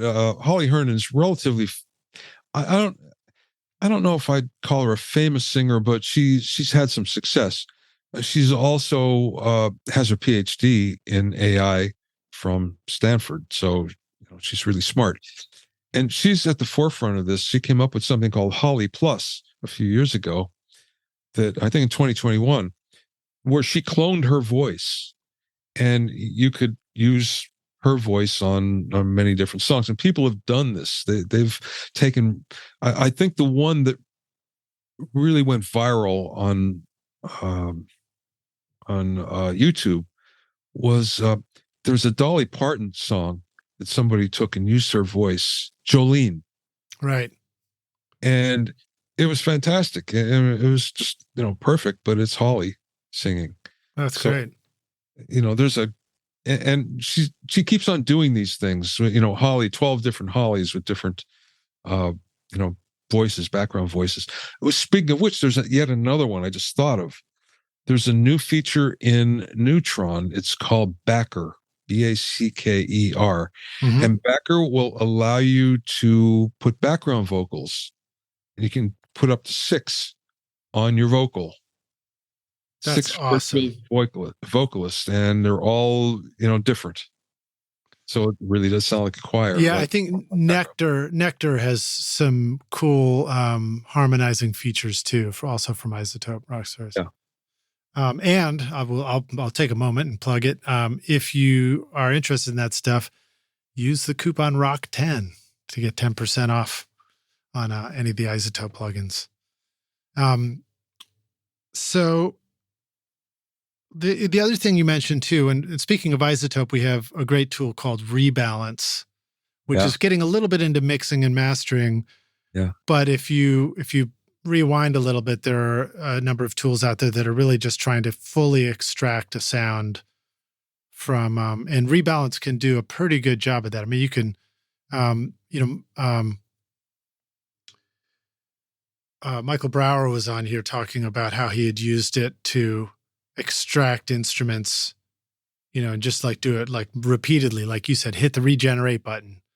Same thing with the Isotope tools. Sometimes they even recommend that you do the move with RX and things like that. Do it more than once, regenerate your thing, and it'll get better and better until it gets, until you go too far. But you can extract instruments from stuff and use those in your productions.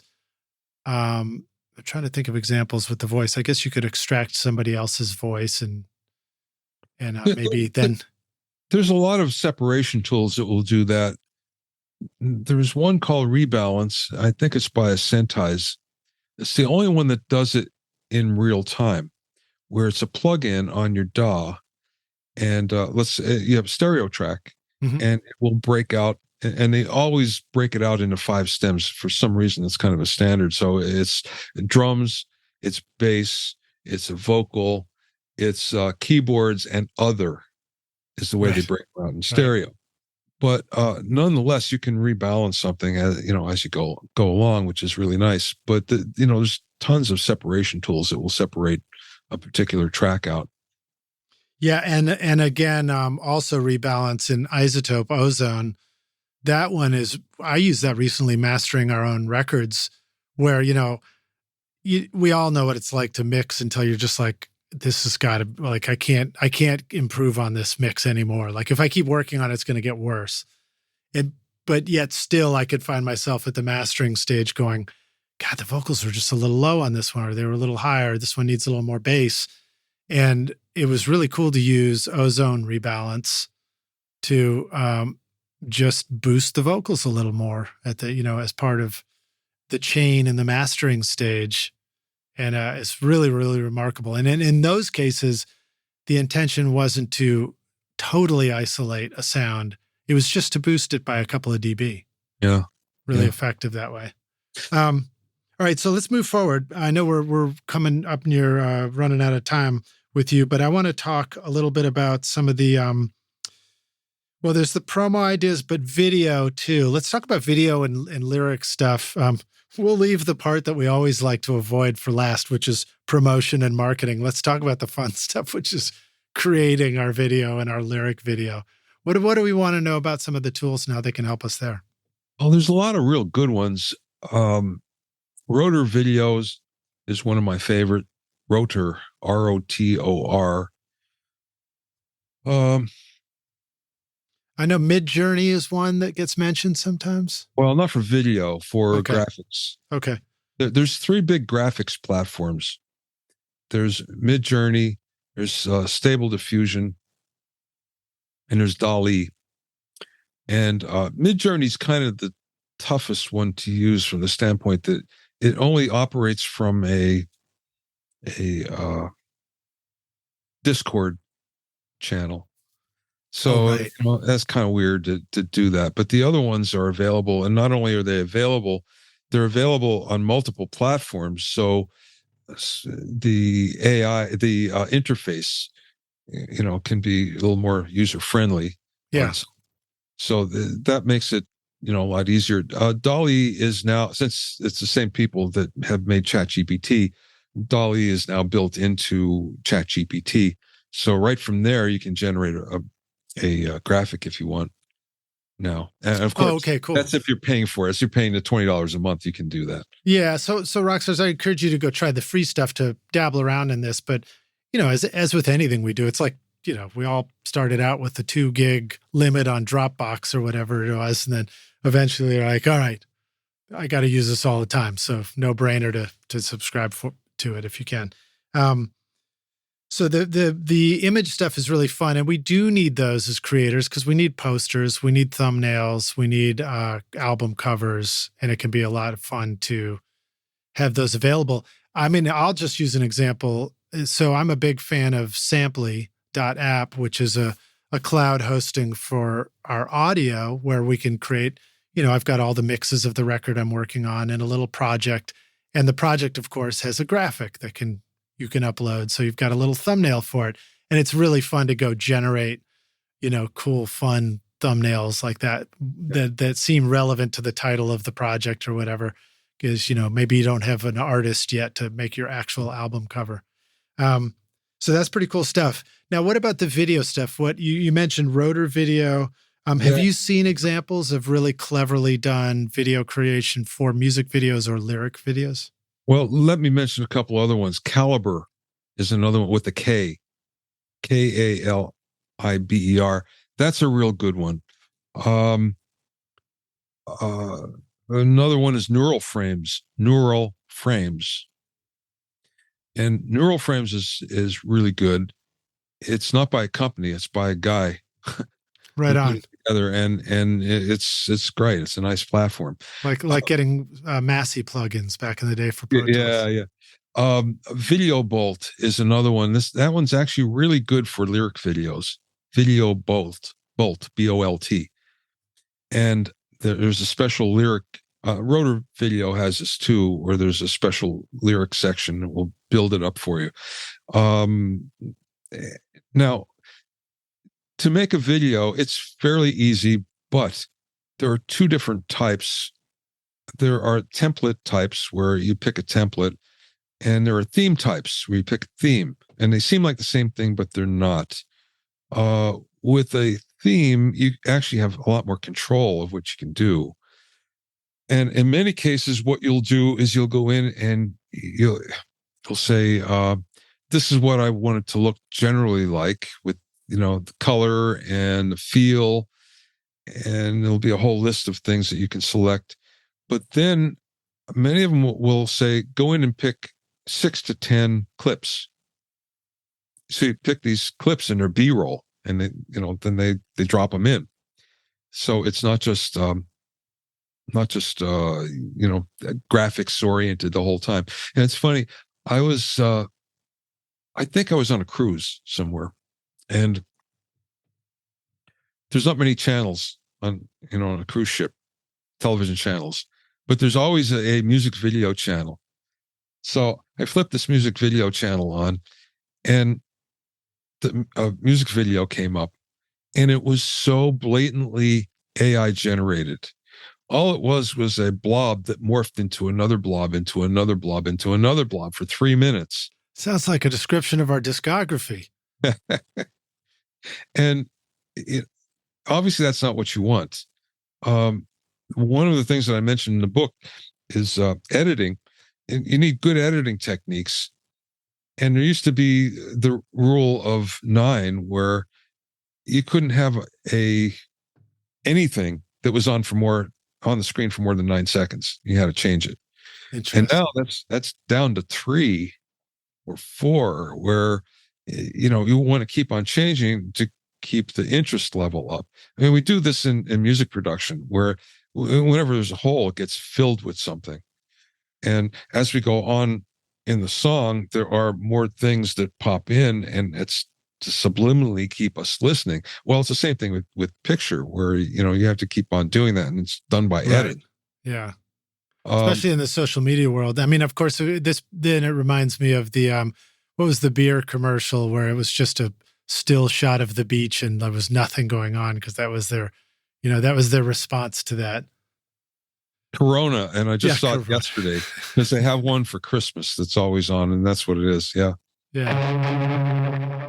This podcast is proud to present Recording Studio Rockstars Academy. Are you ready to take your recording, mixing, and mastering to the next level and make your best record ever? Then visit the Academy to find the course that's right for you. Want to record killer drums in your home studio? Then check out Rockstars of Drums to learn how to record, edit, and mix pro-sounding drums with a professional Nashville session drummer in a Grammy-winning studio. Or if you're ready to start mastering your own records at home, then check out Rockstars of Mastering, where I walk you through exactly how I master my own records using nothing but plugins. Plus, I take you into a world-class mastering studio, Sterling Sound, to meet with Ryan Smith and hear how he professionally mastered my record, Skadoosh, for release to streaming platforms. That's the music you hear on this podcast, Rockstars. And if mixing is your focus, then check out my free mixing course, Mix Master Bundle, where I show you how to mix using stock and free plugins and Pro Tools. Plus, you get a look at how I recorded everything in my studio and multi-track downloads for you to practice mixing and even upload to your website if you want. Are you ready to make your best record ever? Then go to recordingstudiorockstars.com/academy to get started now.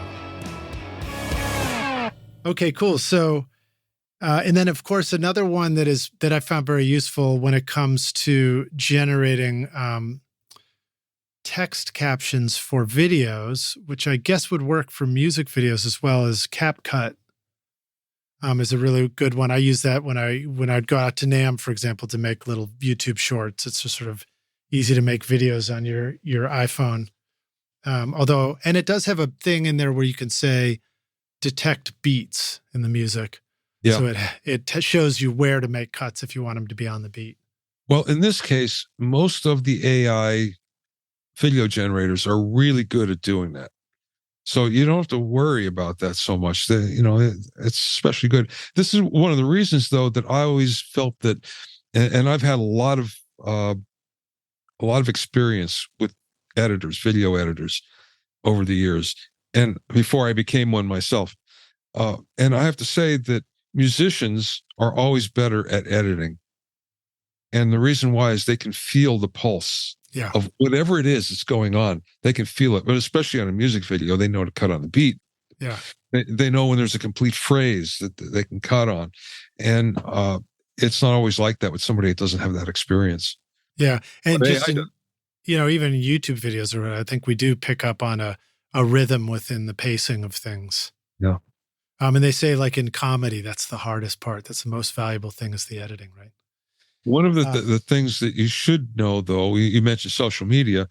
Almost all of these AI video generators will also allow you to generate in sizes that are appropriate for social media, and it'll, right, depending on the platform, it'll output at that. All right. Well, I have, I could probably think of 1,000 more questions to keep talking about this, but in the interest of time, Bobby, what have I not asked you about that we should close out with, as far as really important stuff to remember about this, or anything you want to say? There was something before that I thought, I got to put this in, and we got away from it. I don't remember. Oh, yeah, I remember what it is. Okay. AI mastering is very good. Yeah. Whether you use a plugin like Ozone, or you use any of the online mastering tools, that could be Lander, it could be eMastered, Cloud Bounce, any of those. They all work the same way. You tell them that you want to master, you tell them the style, and do you want it to be gently mastered, or do you want it to be smashed? For the most part, you don't say it like that, but that's what it is. But the real secret to mastering is a reference track. Mm-hmm. So what you're going to do is you're going to find a really good reference track that you like, and it could come off of Spotify. It doesn't matter, or any place for that matter. You feed it into the mastering platform, and then it knows, I have to make it sound like this. Now, when you feed it in, it doesn't remember it. It just takes a picture of the frequency response, and also of the compression. So then it makes your track sound similar to that, and it will sound so much better than just having it go on its own. Yeah, so that's a real secret. Isotope Audio Lens, I think, is an example of something like that, a tool like that does it. Well, actually, it's Audio Assistant, and Audio Assistant will allow you to put in a reference track. What Audio Lens is kind of brilliant, because that will allow you to put in 12 tracks. So, and make it easy to go between them. So you don't have to keep on loading them in. You just call up Audio Lens, and there you go.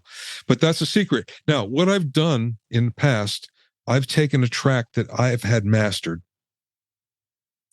I've uploaded the raw mix, uploaded the master reference track, and then compared them, and then compared it to the mastered one that I had. The mastered one still beats it, but not by much.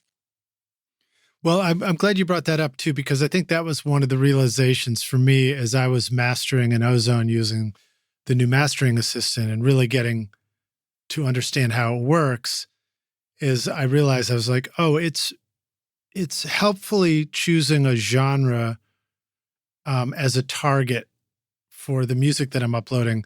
But then when I think about it, I'm like, well, how does it know what I like? So then I think that a next level is going to be our ability to create our own targets and our own genres that appeal to us. And then also to remember, in the same way that we do in the studio, that, like, not everything's an apple or an orange. I mean, every song and record is different, but within a record itself, if we're mastering our own album, we might decide that we really nailed it on one of the songs on the album. And I think we could use that as our reference for the other songs on the album. And that might be a much closer target in some ways. Sure. Lots of ways to do it. Yeah. Well, Bobby, so let me ask you this closing question before we go on to that. As I've asked you many times before, we'll ask it again, man. We're going to take the Wayback Studio machine, and you go back and find yourself young Bobby, or you just find yourself before you got into all this AI discovery, and you say, look, here's the single most important thing you need to know to be a rock star of the recording studio yourself. Translation: what advice would you like to go back and give yourself if you could? Well, it's advice that I actually took, but I would give to anybody else, and it's persistence. Because everybody I know that stayed in the game eventually made a good living out of it. And the people that didn't, obviously they're working, doing something else and lamenting it. A lot of my students are people that have left the music business and are now coming back later in life saying, I wish I would have finished what I started. So persistence is one of the big things. If I had to give myself advice, it would be instrumentally, it would have been to practice more, to work harder, to shed more. Yeah. I'm giving myself that advice all the time. Well, Bobby, thank you again for joining us, man. It's always a pleasure to hang with you. Let the rock stars know, where can they go pick up the Musician's AI Handbook, and where you want them to check out the rest of your work. If you go to bobbyowsinski.com, you'll find links there for everything, to my courses, to my books. And go to bobbyowsinski.com and look at the menu for books and get it from there. Okay, groovy. And then Rockstars, we do have a discography also of Bobby's records that he's created and mixed in surround, and all kinds of great stuff in the show notes. So you can scroll down there and there will be a link directly to Bobby's website. So Bobby, I'll see you in Botland. Actually, I'll probably see you out at NAMM, although this will come out after that. And it's always a pleasure to hang with you. You're a great teacher, and we really, really appreciate you joining us on the podcast. Thanks for having me, Lidge. All right. Thanks for listening, Rockstars. Cheers, man. Thanks so much for listening to Recording Studio Rockstars. If you enjoyed the show and want to help make it better, then please share this episode with your friends on social media and leave a rating and review on iTunes to help the podcast reach more rock stars like yourself. You can click directly over to iTunes or go to rsrockstars.com/review for an easy explanation. And remember to hit the subscribe button to keep up with weekly episodes. And if you're ready to make your best record ever now, then head over to Recording Studio Rockstars Academy, where you can start with my free course at mixmasterbundle.com. Thanks so much for listening, and thanks for being a rock star. I'm Lid Shaw, and this is Recording Studio Rockstars. Now, go make great music.